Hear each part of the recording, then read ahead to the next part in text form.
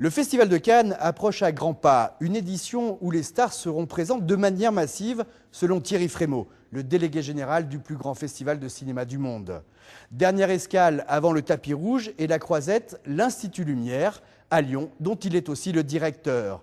Nous sommes avec lui sous le hangar du premier film, devant lequel les frères Lumière ont tourné le tout premier film de l'histoire du cinéma, La sortie des usines Lumière. Thierry Frémaux, bonjour. Et merci de nous accueillir dans ce lieu éminemment symbolique. Alors votre métier à Cannes, on pourrait peut-être le rapprocher de celui de sélectionneur de foot, un sport dont vous êtes fan, parce qu'il faut choisir des films comme des joueurs et en écarter beaucoup. C'est un crève-cœur chaque année? Oui, c'est un crève-cœur parce que d'abord, évidemment, on a vu 1800 films. Je ne vais pas vous dire que tous étaient absolument formidables, mais sur les 1800, il y a 200... 300 films qui peuvent prétendre à cette sélection officielle d'une cinquantaine de films. Il y en a 20 en compétition, mais il y en a également dans une section qui s'appelle le Certain Regard. Et il y a beaucoup de films qu'on aime et qu'on ne peut pas prendre. Et ça, c'est un crève-cœur. Il y a beaucoup de gens qu'on aime et qu'on ne peut pas inviter, c'est un autre crève-cœur. Et puis en même temps, on a souvent la remarque, le reproche, la critique de « c'est toujours un peu les mêmes ». D'ailleurs, on pourrait me le dire de manière drôle. Vous voyez 1800 films, et finalement, c'est encore Ken Loach, les frères Dardenne et Woody Allen. Et ça, c'est aussi un crève-cœur de continuer à être fidèle à des metteurs en scène dont il est clair qu'il faut qu'ils soient là au sommet, à leur sommet, ou en tout cas à leur meilleur, pour être qualifiés en sélection officielle. Et puis, il faut aussi faire la place à la jeune génération. Alors, vous l'avez dit vous-même, à l'annonce de la sélection cannoise, ce sera une année à stars. Oui, disons que c'est pas les stars pour les stars à Cannes, c'est les stars parce qu'elles sont dans des films. Aujourd'hui, on est star pour un oui, pour un non. On présente la météo, on est une star. Bon, on fait dans la télé-réalité, on est une star. Donc, George Clooney, Julia Roberts sont dans le film de Jodie Foster, laquelle était une star comme comédienne. Elle est là en tant que réalisatrice.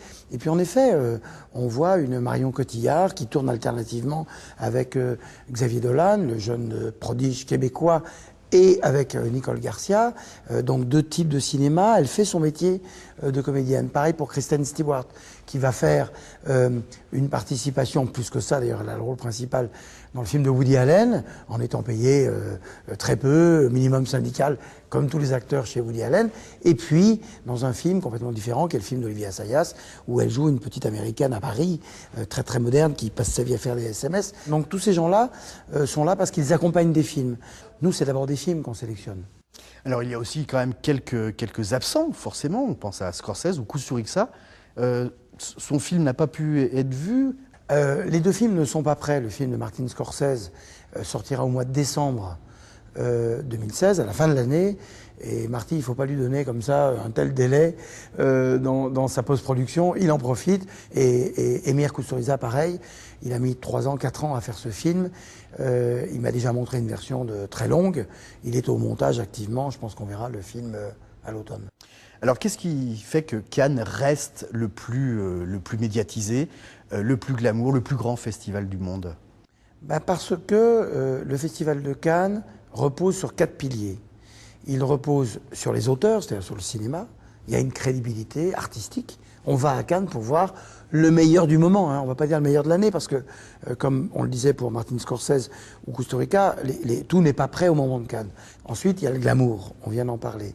Ensuite, il y a l'industrie, c'est-à-dire il y a un marché du film. Les gens viennent pas seulement pour aller sur la plage ou pour voir des films pour le plaisir, ils viennent travailler. Des acheteurs, des vendeurs, des distributeurs, des producteurs, des réalisateurs, toute une série de gens qui, maintenant des télévisions, qui viennent parce que c'est leur métier.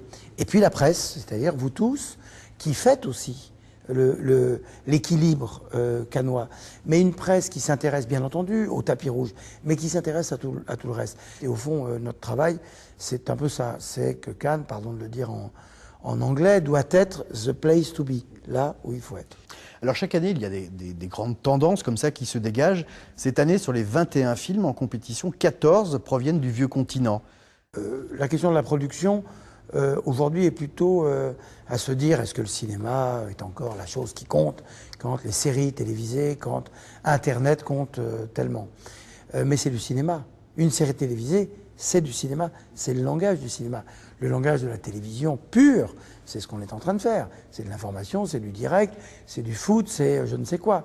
En revanche, la question de aller au cinéma se pose à nouveau. En Chine, pays en émergence économique ô combien, il s'ouvre des dizaines et des dizaines de salles chaque semaine. Et cette année, sur l'année 2015, la Chine est devenue le premier pays de cinéma au monde. Donc on s'aperçoit que quand un pays comme ça émerge économiquement, l'une des choses importantes, c'est le cinéma. Alors revenons sur le festival. Comment il se vit au jour le jour? Vous qui êtes finalement, qui avez peut-être la meilleure position pour voir les membres du jury, les artistes. Comment se passe une journée type du patron du festival? J'arrive à mon bureau le matin vers 9 h. À 10 h, c'est déjà l'accueil des premières équipes, c'est-à-dire ce qu'on appelle les conférences de presse, les photocalls. Je présente énormément de films. C'est important parce que vous avez invité des gens, il faut les accueillir. Et puis, j'ai beaucoup de rendez-vous avec beaucoup de délégations étrangères.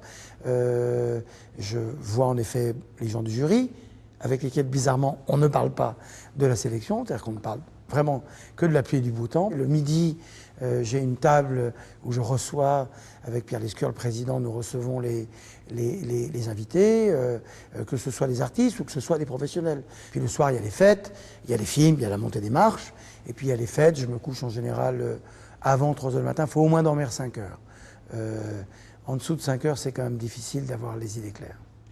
Cannes, c'est le glamour, c'est les paillettes. Et puis, il y a depuis quelques années une touche rock'n'roll un petit peu. On a vu Bono. Cette année, on aura Iggy Pop, qui fait l'objet d'un documentaire de Jim Jarmusch, et puis un hommage à Prince.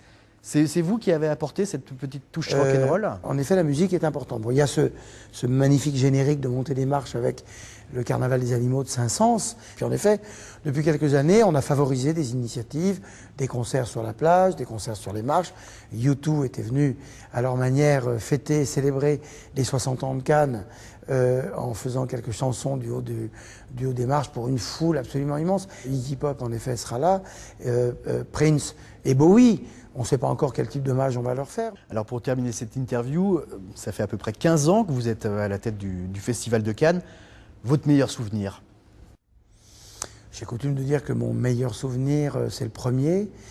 C'est Moulin Rouge de Baz Luhrmann. C'était la première montée de marche avec Nicole Kidman, avec laquelle je suis devenu très ami et qui est une sorte de mascotte aussi pour moi pour le festival. Donc non, mais il n'y a que des bons souvenirs. Même les mauvais souvenirs, si j'ose dire, n'en sont pas. L'histoire du cinéma, c'est un endroit où il y a des hauts, il y a des bas, et ça fait partie aussi de la beauté des choses. Comme la vie n'est pas faite que de belles choses, et parfois on s'aperçoit que les moments de souffrance en ont été aussi parmi les moments les plus forts. Thierry Frémaux, merci beaucoup et très bon festival. Merci beaucoup.